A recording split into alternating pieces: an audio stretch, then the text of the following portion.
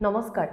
এগৰাকী ভাৰতীয় হিচাপে মোৰ বাবে আটাইতকৈ প্ৰয়োজনীয় কিতাপখন হৈছে ভাৰতৰ সংবিধানখন। আজিৰ দিনটোতে অৰ্থাৎ 1949 চনৰ 26 নৱেম্বৰত আমাৰ সংবিধান সভাই ভাৰতৰ সংবিধানখন গ্ৰহণ কৰিছিল, লগতে প্ৰণয়নো কৰিছিল।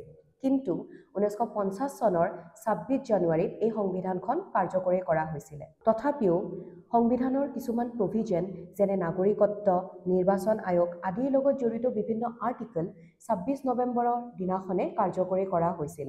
2015 চনত আমাৰ ভাৰতবৰ্ষৰ প্ৰধানমন্ত্ৰী নৰেন্দ্ৰ মোদীয়ে ডক্টৰ বি.আৰ. আম্বেদকাৰৰ স্মৃতিত সমতাৰ মূৰ্তিৰ আধাৰশিলা স্থাপন কৰাৰ কাৰ্যসূচীত 26 নৱেম্বৰ তাৰিখটো ভাৰতবৰ্ষত সংবিধান দিৱস হিচাপে পালন কৰা হ'ব বুলি ৰাজহুৱাভাৱে ঘোষণা কৰিছিল।